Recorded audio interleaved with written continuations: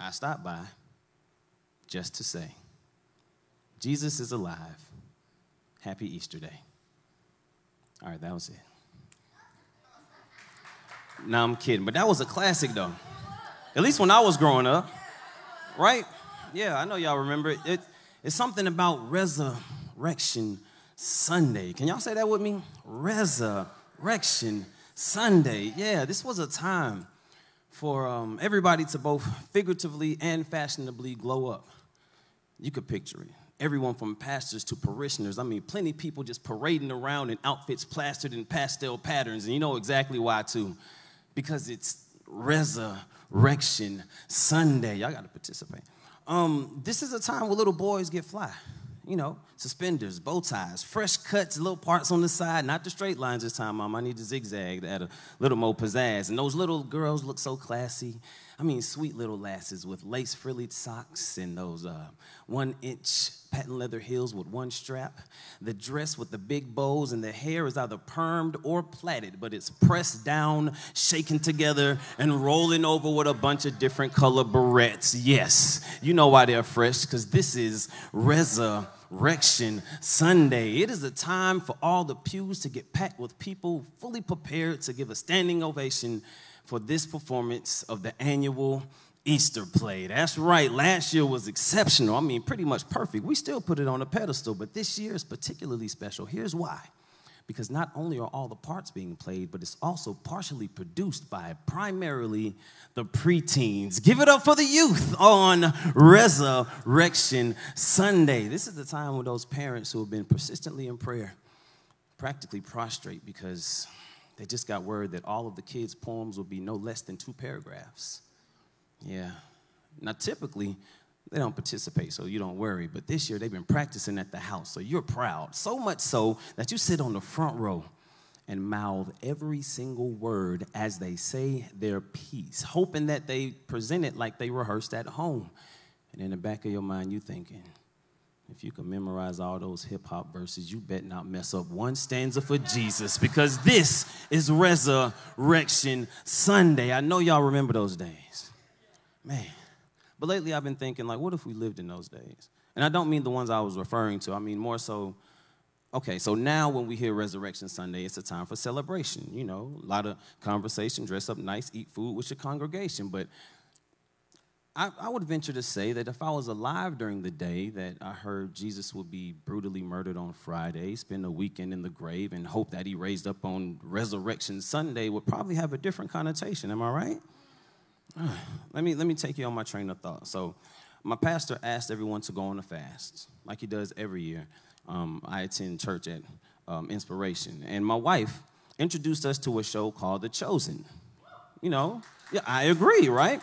Introduced us to a show called The Chosen, which was a nice, healthy Christian replacement for entertainment. Now, like I said, the show was amazing. It really is great. And like we often do, we watch it and look at the characters to see which ones we can relate with. And this is the story of Jesus through the eyes of the disciples. So most people probably just pick the ones that are famous, you know? People like, oh, yeah, I see myself in Peter, you know. I'm ready to pull a blade quick. But I could still, you know, walk on water because how strong my faith is. And then other people are like, no, I really see myself in John, you know, always right by Jesus' side, writing verses. And I'm pretty sure he also calls me his favorite. But that's not me, though. If I had to be honest, I would have to say the Apostle Thomas was the one that really resonates. Let me explain myself a little bit. See, I, like Thomas, really believe that my relationship with Jesus might have been a little too familiar. Almost to the point where his power, I started to take for granted. His grace was a lot less of unmerited favor, but more of an expectancy. So when I'm confronted with things that I don't expect to see, you can wonder why I start questioning. See, my wife and I are a little different in that sense, right? Now, we both grew up in the church, but she, when tested by fire, would stand there, take notes, apply them to life, and come out as pure gold. When those oceans get wavy, her faith is unwavering, but me, I'm a lot more complacent of a man. You told me Jesus was protecting me, I'm chilling. Feet up, comfortable. But now I got to find pride in a lot less difficult feats like the ability to walk on land.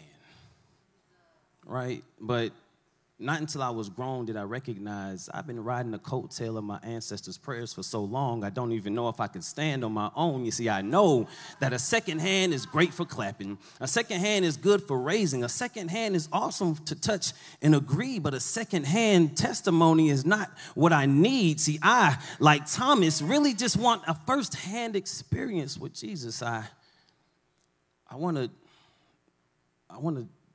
feel Jesus. I want to see his rib. I want to feel his rib. I know that a second hand is good for holding sippy cups of spiritual infamil, but by now I should be feasting on biblical rib. I am way more like Thomas than I would like to admit.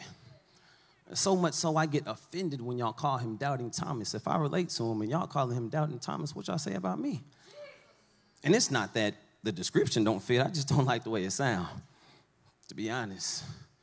But in my research, I discovered his name is actually Didymus Thomas. Am I right, Pastor? Didymus, right? And the more I research, I want to pull up on bro, like, what did you miss, Thomas? I mean, you was right there the whole time. Like the whole time. Matter of fact, the first time you saw him is when he turned the water into wine. You was right there when he cast out the demons, threw them in the swine. You was right there when he healed the man that had the crippled hand. You was there when he spit in mud and gave sight to the blind, bro. I don't understand. Like, you was right there when he turned a few fish fillets into a huge fish buffet. Twice. You was right there when he told the girl, damsel, arise. And she sat up right where she laid. You was there when that little lame dude laid by the pool acting like he ain't had nothing to do, but God told him get up, and then he picked up his bed and walked off on that day. You were right there, bro. I'm so confused. This one, honestly, is the most confusing. You was right there when Jesus said he was going to go back to Jerusalem. You figured they would kill him, so you said you was his ride or die and told him if they killed you, don't dig one grave, they better dig two of them. You was right there, bro. You were that individual, so how were you so confused when you saw him in the visual? Please tell me, Thomas. And I see Thomas looking at me like, my Christian.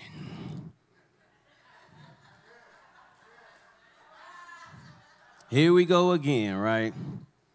Now, during your research, sir, did you know that Didymus Thomas meant twin? Am I right?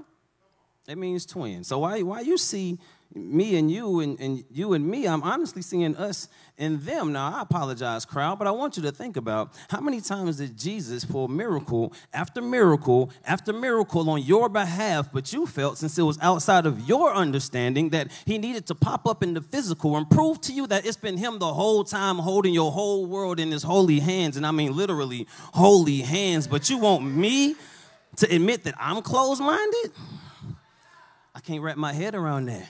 But since I want to be closed-minded, sure, why not? I'll be closed-minded. I'm reminded of my Messiah being clothed in majesty, only to be replaced by mockery.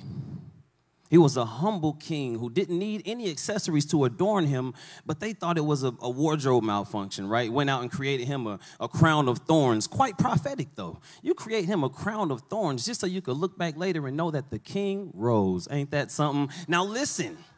I'll be the one that's closed-minded. Sure, why not? I'm closed-minded. I rolled with this guy and did ministry with him for 3 years, so I know he stood on business like 10 toes on a three-piece suit.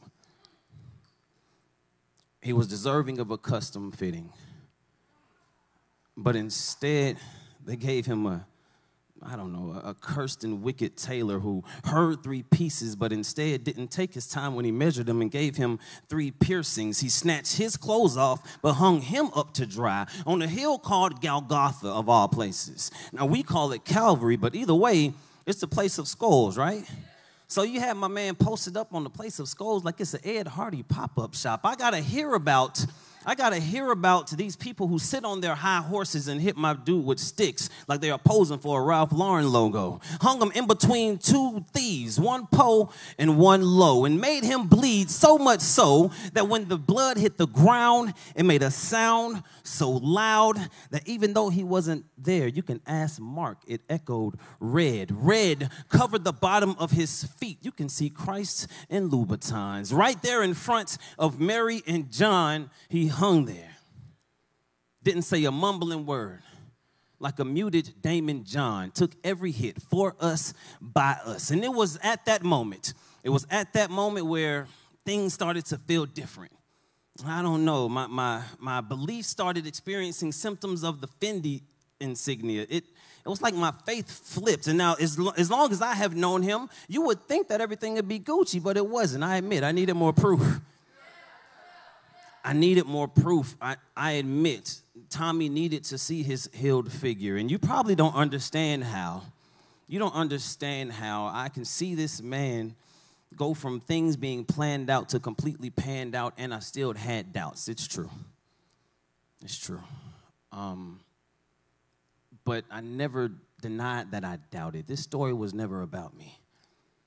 This was about the one who rose up from the dead to look at me and admit that even though he knew that I doubted, he was blessing the ones who was able to believe without seeing. So listen, it's 2024 and you ain't never seen Jesus, but if I can go through this and I know that he's still here, what I want you to do real quick is stand on your feet. Just stand on your feet. And I want you to repeat after me that classic we talked about earlier, right? Say, I stopped by just to say, Jesus is alive. Oh, Jesus is alive. Yeah, Jesus is alive. Happy Resurrection Sunday. Be blessed.